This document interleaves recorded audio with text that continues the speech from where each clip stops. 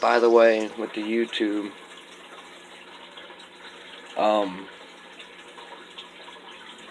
with the YouTube, hopefully, let me start by saying hopefully this week my connection's a little bit better. Weather's been hit or miss around here. We just got hit with almost 15 inches of snow, and I am terribly sorry.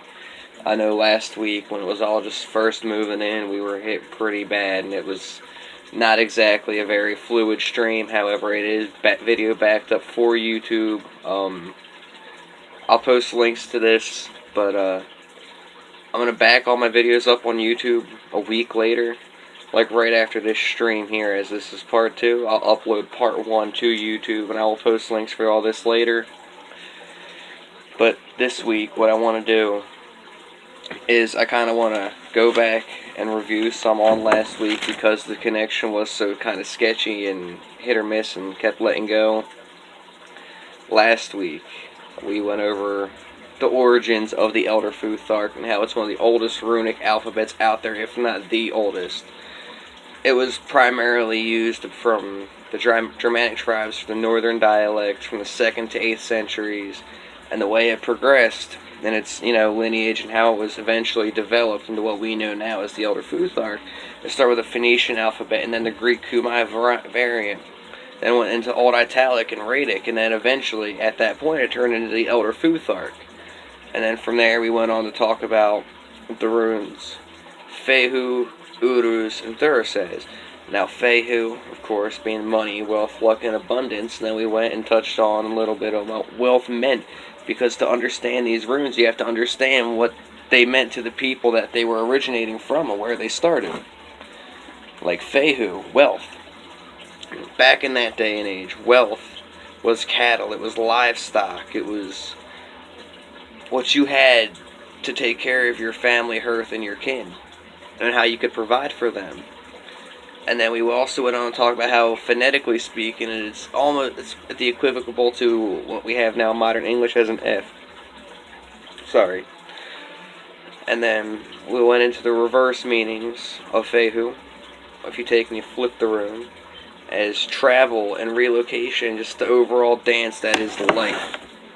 Now, and then we went and touched on Uruz last week, and how phonetically it's a U, it's a Y. It really depends on the phrase and context that you're looking to be phonetically transliterating, or reverse transliterating.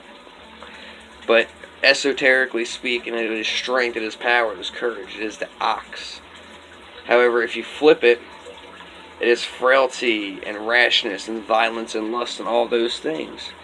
Now, in Ogum, we'll touch on this more when I start a video series on Ogum. However, in the Celtic dialect, it was Ura, which meant water.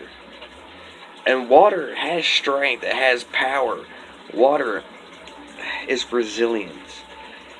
It doesn't matter what shape it's in, it is still water, it is still what it is. And, just to be brief about this and keep it moving here, we then went on to Thurisaz.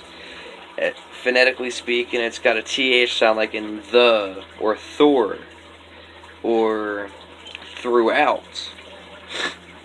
Now, esoterically, it is thorn, it is change, it is catharsis, it is resistance. But then if you take and you flip it around, reverse the rune, it is compulsion, evil, hate, rape, and all these terrible things. But if you look at the shape of the rune, it is innately resistance. I'll show you all my notes real quick just so we can actually see these runes. And I'm terribly sorry I didn't do that last week. I was trying to work with the connection and be as quick as I could while it was still holding on, and I am terribly sorry about that. But this week I'll actually show everybody what it is that we're talking about and viewing on here. We have Fehu, forward and reversed. And here we have Uruz, again, forward and reversed. And here we have Thurisaz, forward and reversed. Now, Thurisaz is quite commonly called Thor's rune. However, I do feel Uruz is a better projection of what Thor is about, the Norse deity Thor. I'm so sorry. Thor is the protector god of Midgard, of Earth, of the visible plane, which is Midgard. Now, like I said last week, just to make almost a comparison here, not quite very, very different, yet same at the core, Jesus was the hero god of mankind for the Abrahamic believing, that is Catholicism or Christianity or Protestantism, any of it. Jesus is the hero god. Thor is quite the same, however, he's got, I don't want to say a less peaceful nature, but he's known for being bold and brash and strong, and these are reasons why I associate Urus with Thor as opposed to Thursdays. Now, that was just really to touch on what we went over last week, just briefly. But moving on, we have Ansus, Rado, and Kenaz this week. Now, Ansus is phonetically about an A, and forward is communication, insight, truth, and wisdom.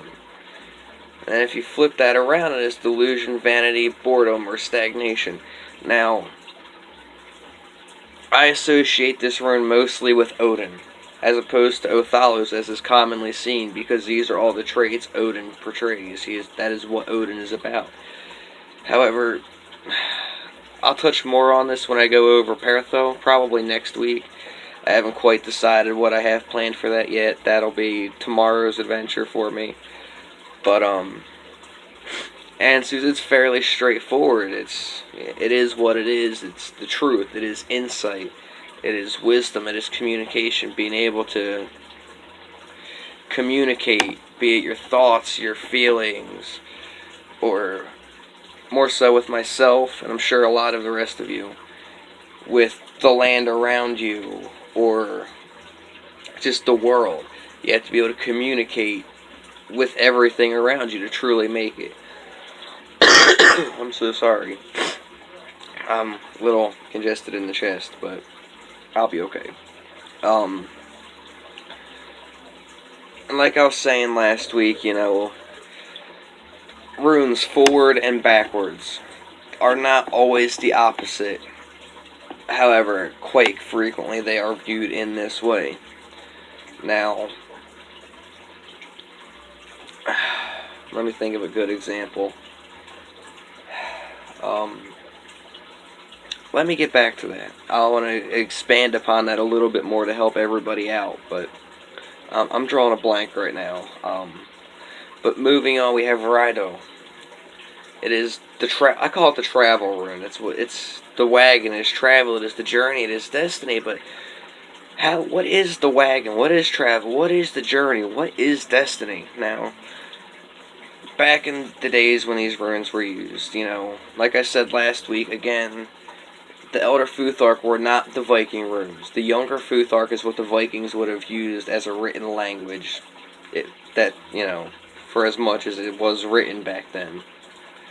Now,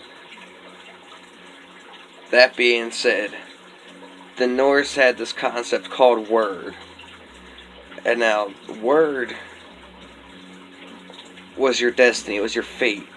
It was your fate as depicted and chosen by the Norns, the 3 Norns that sit at the base of the tree Yggdrasil, the world tree.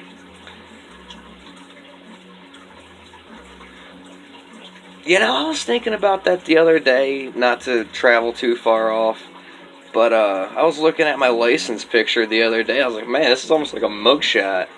But anyway, happy to know, great minds think alike, buddy.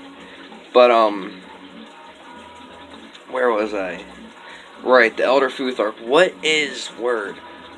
Word is fate, it is destiny, but it's complicated to really explain the concept of word. It's our fate as chosen by the Norns, but we also have a hand in it. If you've ever done any kind of weaving or knot work or anything like that, you'll notice that the way it goes is strongly influenced upon the way that you decide to take it. And I've always seen the web of word drawn just, symbolically kind of like this. Give me just a second here.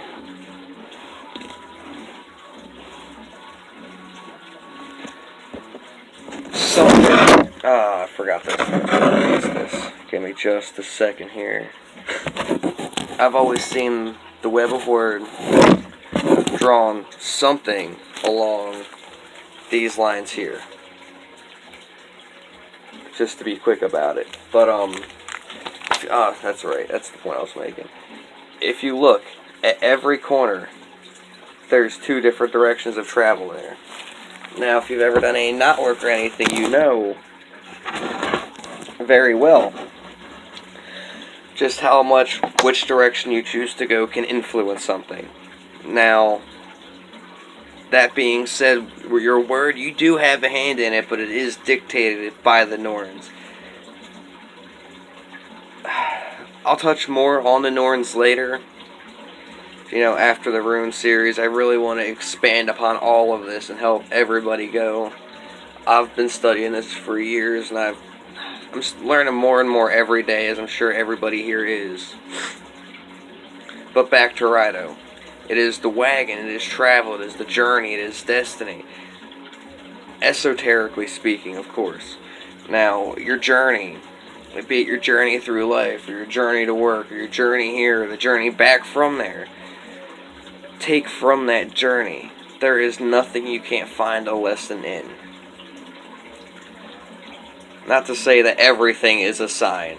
Not everything is a sign. Just because you've seen two ravens does not mean you need to start referring back to the poem. 1 for a girl, 2 for a boy, 3 for silver, 4 for joy. Whatever. I don't know the whole thing off the top of my head, but not everything is a sign. But most things you can find a lesson to some degree in. Now, with that being said, if you reverse Rido, it is crisis, it is rigidity, it is injustice, and it is death. This is one of those I was talking about the other day. Just because a rune means this, if you look at it forward, just because you reverse it does not mean it is the opposite. It just flips. That is it. That is not it. This one, forwards, you have the wagon travel journey, it is destiny, it is all these things, but if you take and you have it backwards, it is also the crisis, it is rigidity, it is injustice and death. And nobody wants to associate all this with each other or find any link in between it. Now here, the only link I've ever been able to really find in between it, forward or backwards, in all my studies, is destiny, death, crisis, and travel. Now, traveling and a journey are two different things, right? Just because you're traveling does not mean you are on any type of a real journey. However, death and destiny and crisis, these are the turning points in our life where our decision, our hand in our own word, come into play and ultimately decide at the path we're going to walk from that point onward.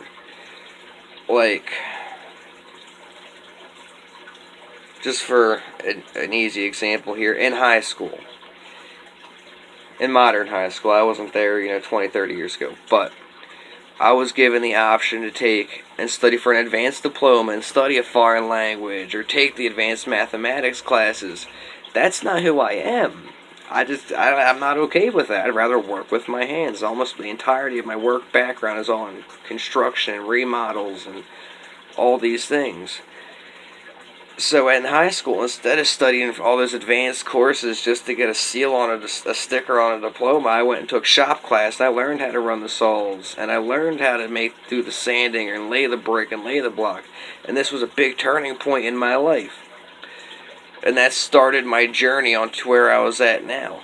I don't have to worry if I'm ever in, some kind of a housing crisis, because I can rebuild my house. Say a tree falls on, I don't have to hire somebody. I don't have to worry about such things. I'm not so inclined, technologically speaking, but with my hands I am, and that was a choice I made on my journey. And that has had its hand in the decisions of my word and where I go in life. I know that's not the best example, but it's the best one I have for my own personal life. I'm sure everybody out there is making their own connections right now. moving on from Rido, we have Kenaz. Sorry. Phonetically speaking, Kenaz is a C or a K, but we've got to recognize Northern Germanic dialects did not have a soft C like you would see in the word facade or in Tsar, the Russian Tsar. It was always a hard K type sound, as in cake or cat. But phonetically speaking, Kenaz, it is the torch, it is the revelation, it is knowledge and creativity and inspiration. I take a lot from this rune personally, being in the line of work I'm in with the pyrography and the woodworking. I do masonry and primitive survival stuff. I've got a teepee on the hill right behind my house. But it's another one that I associate a lot with Odin, because he was knowledge, he was, or the revealer, he was a great mind in and of himself. Now, I personally see the gods more as best friends and neighbors, as well as in a metaphysical form. They're both within and without us. But they drank from the same creeks we did. They walked the same plains of Midgard that we do now. But what is the torch? That's the one I find personally to be the most revealing of this rune. It is associated with the torch. And what does a torch do? It illuminates. It gives light too. That's why I associate this with Odin as well as Ansu's, because wisdom. We all know the story about how Odin gave his eye to Mimir as well, to drink of the mead of poetry to gain wisdom. Now, I'm so sorry, but the torch, it sheds light on things. It is knowledge that it sheds the light on, or be it the truth, or be it the lies, and it sheds the light. Not just to help you see, but to help you see true. Just to help clear this up. But, again, we have to look back to what those days were. They weren't used esoterically back in that day. I don't want to bust anybody's bubble. The vulva, the wise women of the Norse culture, may have used these esoterically. That is rather unknown what they did or why. But these women were very highly respected in Norse society, and even the heads of house would give up their seat if these women were there. And they were welcome in every house. However, not to trail too far off here, if we reverse Kenaz, it is the false hope and lies and just the overall lack of creativity now. And this is one of those that when you flip it and you have it reversed, it is the exact opposite of its origins, being the torch and revelation and knowledge. Instead, it takes on the form of false hope and lies and no creativity. So when you're doing your rune casting, you see Kenaz and it's, flipped over. Personally, for myself, that leaves a lot of, room to read that. In my line of work, I have a lot of creativity with the way I go about doing things, and I got a personal project I can't wait to reveal to everybody. I'm so proud of and so happy about. But it took some thinking and some doing and some creativity on my end. Or is somebody lying to me? Is somebody putting false hope in my head for whatever? However, most folks, they're only concerned with the first two parts of that, the false hope and the lies. And rune casting is very open to interpretation. However, only the caster can interpret it. Like, if I do a rune casting for you all, I won't have a clue what exactly it is about. I can interpret it, and I can read it to you, and I can tell you what I took from this rune casting. However, it is up to you to decide which part of your life it took place in, or what it refers to. And with a rune casting, I won't understand your situations if I do a casting for you. However, you will understand what that casting means to you more than I do, based upon how I would interpret it to somebody. Now, this being said, I want to take a minute here and show you all these runes, forwards and backwards, and let y'all see what exactly it is I'm talking about here. We have it forwards here, and then backwards as Ansu's. We have Rido, forwards and backwards. Kenaz, forwards and backwards. Now, to everybody that has asked me why I'm going in the order I'm going in here. The name Futhark, the Elder Futhark. not a lot of people have recognized this, but it is the name is based off the first 6 characters of the word futhark. That's why I started with Fehu, Uruz, Thurasas, Ansus, Rado, and Kenaz. It's because phonetically that spells futhark, and that's a very good place to start. These are fairly simple runes to elaborate on and explain. That way you all can begin to really grasp this concept. Now, hello there, Thorswald. But, just, to go over everything again real quick, I'll do it 2 weeks at a time in review at the end of each segment. And y'all can take this time to ask whatever questions you want to ask, or if you want me to cover something again, just touch on it even briefly. I'll go back over it. But last week, we talked about the Elder Futhark and its origins, and how it's the oldest runic alphabet. And it was used by the Germanic tribes for northern dialects between the 2nd and 8th centuries, so, to 100 to 900 AD, roughly. Its lineage here, as far as development and creation, went from the Phoenician alphabet to the Greek cuneiform, to the Old Italic, and then to the Radic alphabet, and then it eventually turned into the Elder Futhark. Before this, I don't really know much about those other languages and dialects. However, that is the origins, the Elder Futhark, and how it turned into what we know now. And then we went over Fehu and Uruz and Thurasas and touched on them esoterically. And like I said, I'll be uploading that video to YouTube just after this stream. I'm going to try to keep it a week apart, so as I do fresh streams on this, I'll back up a week for YouTube, then that way I can post the link and everything flows the way it should. The YouTube, definitely for at least week 1, will be a better copy. Last week on here, my Wi-Fi connection was a little weak and wobbly, and the video was just staticky and cutting in and out, and I watched it, and I'll be fixing that, don't you worry. And then we started talking about how those translate phonetically.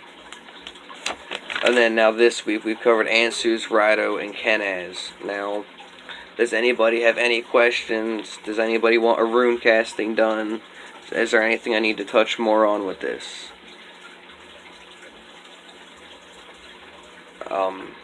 And thank you to everybody that's watched so far.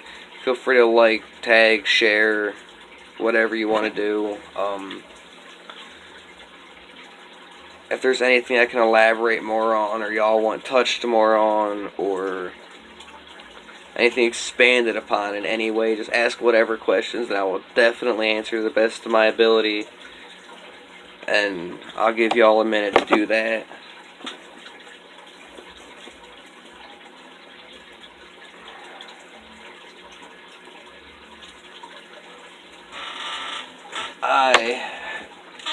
I've got to check on something real quick. I've got something sitting over here drying, and I need to make sure it's still sitting okay.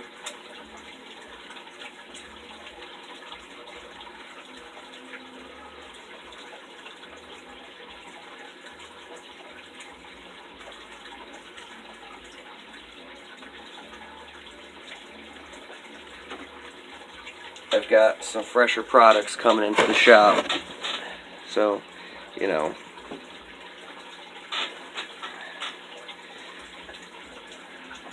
which runes resonate the most with me and why?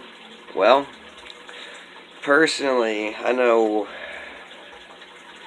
you know me probably better than anybody else here, but the runes that resonate the most with myself are actually in this bind rune here. This is a custom bind rune I come up with myself. I call it the Sage. It is made from Pertho, Kenaz, and Ansus. And the reason I chose these runes, Pertho is magic and mystery, and there's more to it than that, but we'll get to that when I go over it. And then Kenaz, as we just went over tonight, is the torch, it is revelation, it is creativity, it is inspiration, and I need these things in my life, because without them, what do I have? I mean, And then answers, it is communication, insight, it is truth and wisdom, and I put all these things together in a bind rune for myself, and it's actually a company tag logo as well for the same purposes and reasons. But all my life I've had issues communicating with people, and just in general. I come off as more rough and aggressive than I really am, and I have no idea why. Everybody's always assumed I was angry, and I was fine about things, really. But I've always wanted more truth, more insight, more wisdom, more knowledge, more inspiration and creativity, and something to help push me forward. And magic and mystery and all these things are what has pushed me into wanting to build this business this the way it is. So to answer your question, Pertho, Ansus, and Kanaz are the runes that resonate most with myself, personally, at this point in my journey. Hello, Shelly. Thank you for joining us this evening. Now, does anybody else have any questions about anything? Shelly, this video will be archived. I'm sorry you kind of came in right here at the tail end of this segment, but everything will be video backed up on here and YouTube as well. I'll be sure to post the links. Anybody that wants to tag somebody in this, or share it, or like it, or whatever be it, feel free to go ahead and do so. Now, before we cut this off, does anybody have any questions? Or, well, any more questions, I should say.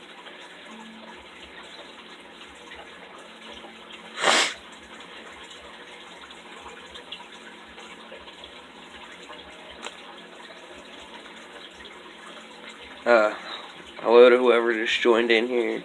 You're kind of at the tail end of our segment here, but I'll be glad to take any questions. Is something I could expand upon maybe later on or in the next video. And I'm going to try to do 2 to 3 runes in every video. So far we've covered 6 out of 24, so we're a quarter way through this. And then once we cover the whole of the Elder Futhark, I'll do a whole video just as an overview of everything, all one shot, so it's there, it's present, all in one place for reference for you all, for myself, for everybody. And then after that, we'll begin on the younger futhark. We'll cover Danish long branch as well as rock runes. And then from there, we'll go on to Ogum. Now, Ogum is more Celtic than Norse pagan or heathen, but that's okay. I'm not a Norse pagan myself. I'm eclectic. I cling to multiple deities from multiple pantheons here. But, in what situations is it best to turn to the runes? I personally do a rune casting every morning while I'm sitting here drinking my coffee. I'll do a rune casting, and it's all in what questions you want to ask and what energy you have when you cast them. Sometimes I'll just get a wild hair and be like, I guess I should do a rune cast. I don't know why, but hopefully they can help give me some answers and help prepare me for something. But,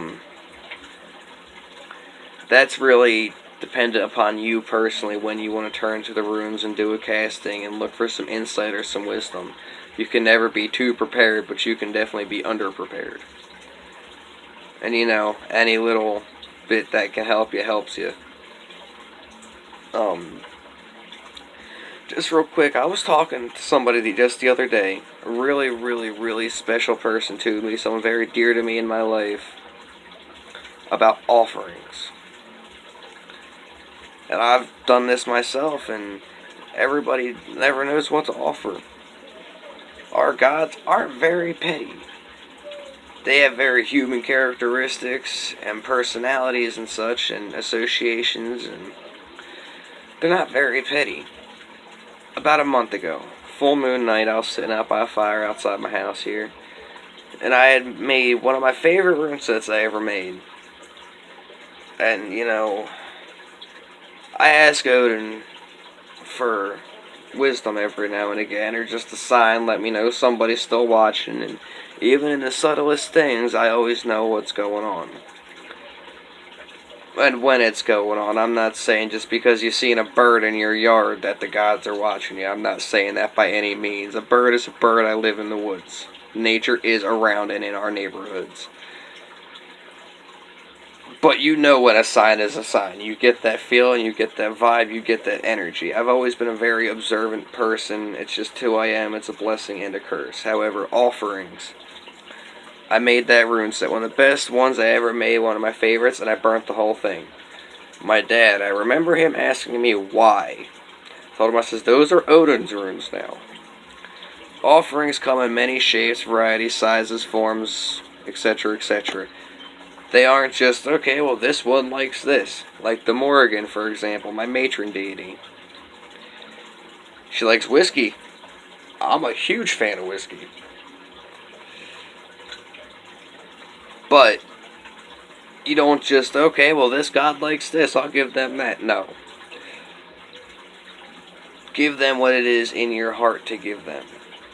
In your soul and in your mind. They want to see your intellect. The Morrigan, she was... I'll touch more on this later, but just for an example here. She was a Celtic deity, big in the Irish, associated with cattle raids, war, and death. Now the Morrigan, like I said, I'll expand more on her later on. That's what she was. Of course, Irish deity, loves whiskey. And it just makes sense that that's what she would offer to gain her favor. However, it's not just that cut, dry, and simple. I'm sure as Odin grasped those runes, he has a set of his own. He has many that many have given him. That's still what I had the means, an opportunity to give him as an offering. So I burn it, the whole set, just threw the whole bag in the fire. And those are Odin's runes now. They aren't mine. I made them. That set took me a week and a half to make.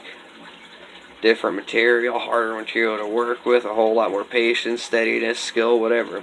I burnt the whole set gone. One of the best sets I ever made, and those are Odin's runes. Now, they are not mine.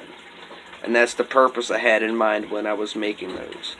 With offerings, you've got to give as much as you want to get back, so to speak. It doesn't really equivocate that way, but you want the best for those you believe in. Be it people or your gods, you want to give them the best you have to give. Just as you want to give your family the best you have to be. Now, I didn't even intend on going off on this tangent this evening, but I guess here I am doing it. Back to the lesson here. I'm sorry to get so sidetracked. I'll touch more on all of that later with the offerings and the Morrigan and Odin. Once the runes are all covered, from Elder Futhark to Younger to Ogum, I do plan on touching on the 9 realms first, then the Norse Pantheon, then the Celtic Pantheon, and then we'll branch off, and I want to touch on Slavic paganism and Hindu, and I want to touch on all these things, but for right now, we'll just keep it simple with the runes, the Elder Futhark. I guess this is as good a place as any to cut it off for this segment here. Thank you so much to everybody who came in and joined and watched. Hopefully you learned something and you're taking notes or whatever. If not, the video will be there. I'm going to upload last week's to YouTube once I cut this off. If it'll take it. I don't know what the video length limit is on there. If not, I'll split it into 2. And I'll post both links in accordance to which half came first. So, that being said, does anybody want a rune casting done this evening, or have any questions or comments or anything they want me to expand upon, or just anything? I want to help you all as much as I possibly can in any way that I can. I keep forgetting this thing that's holding my recorders up, but any questions, comments, anything, and anytime it's